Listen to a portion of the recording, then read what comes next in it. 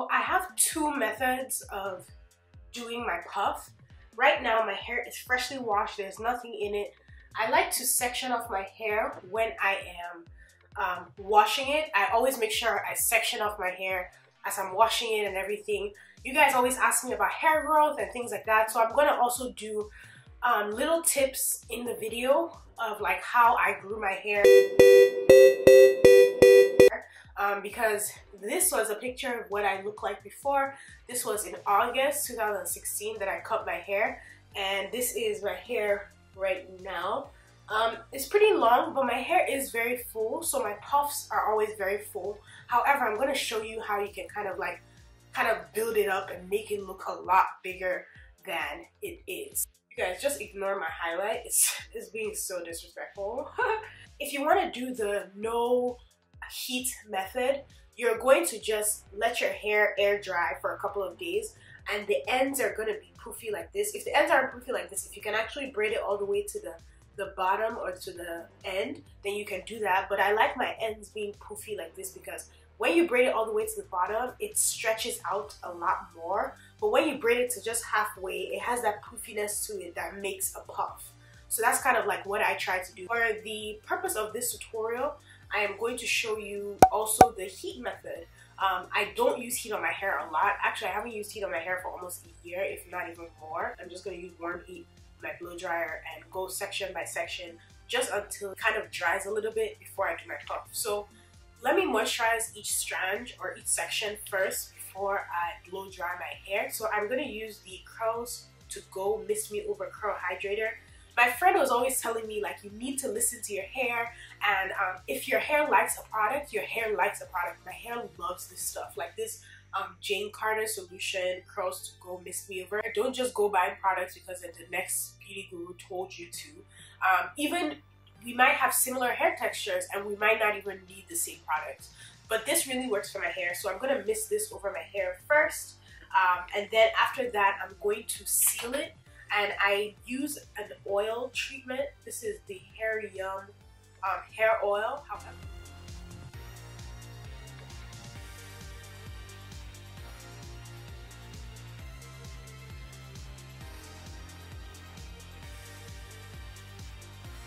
So to comb your hair, you always want to start from the bottom like this and then work your way up. And my hair was detangled before I got into the shower, so shouldn't have problems combing it through. You can also do your puff wet. The reason why I don't like to do my puff wet is because it does shrink, so it doesn't give you as much volume, right? So we're done with one section. I'm going to be blow drying as I'm moisturizing.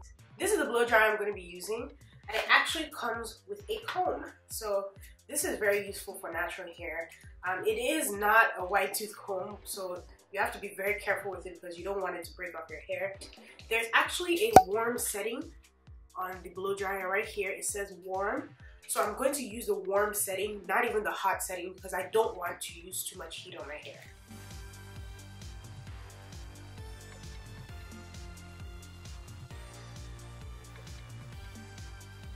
So I'm going to put that section up and then work on the other sections.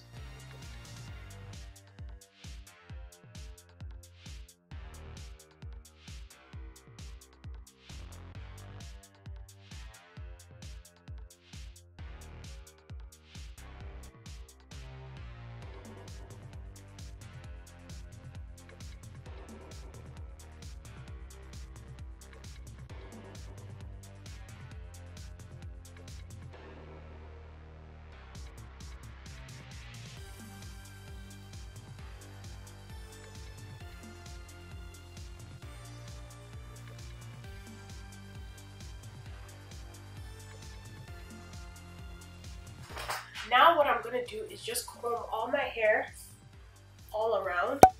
I actually usually use Got To Be Glued on my edges around here just to make sure they're very slicked up. But I'm just going to show you guys a basic puff. I don't want to put Got To Be Glued on my edges right now, but usually I'll put Got To Be Glued like all over here and scarf it down for a couple of minutes or even like the whole night. I actually like to do my puff at night and then kind of go from there.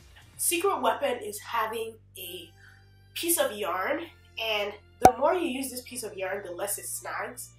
So with your puff, for it to be as big as it possibly can get, what you want to do is the more hair you leave out, the bigger that it would look. So I usually even don't pull it up all the way in front, and mostly it's only at the back that I pull it up. So most of my hair is what you can see that makes it look a lot bigger than it really is. So I'm going to just use my piece of yarn, like I said. I'm going to start from the front, I lied.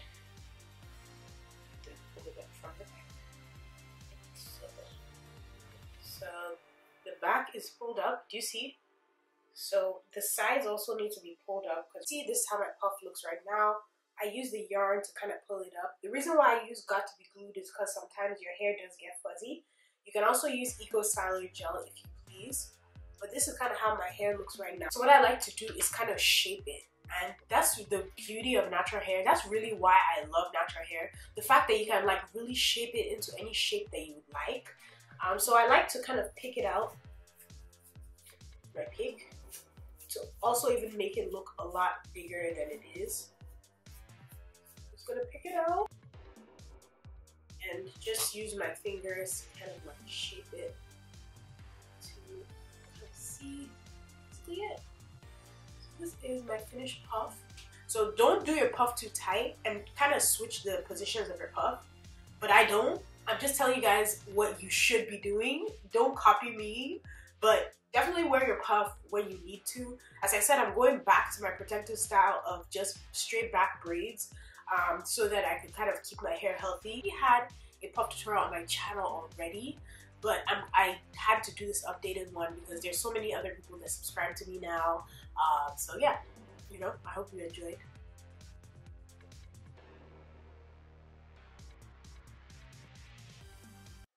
Have a great week. Have a great week. Oh, have a great week. Have a great week. Okay, come on. Have a great week. Hey, have a great week. Come on. Puff, puff, puff it up.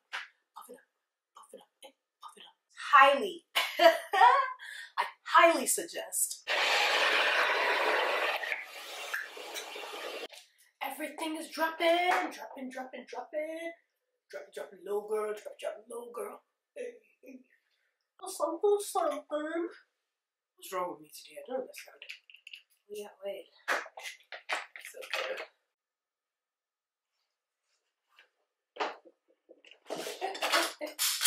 Huh.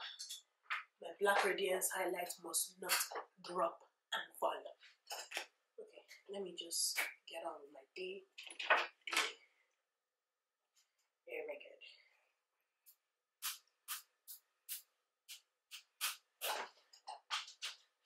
Okay, still recording. Bye.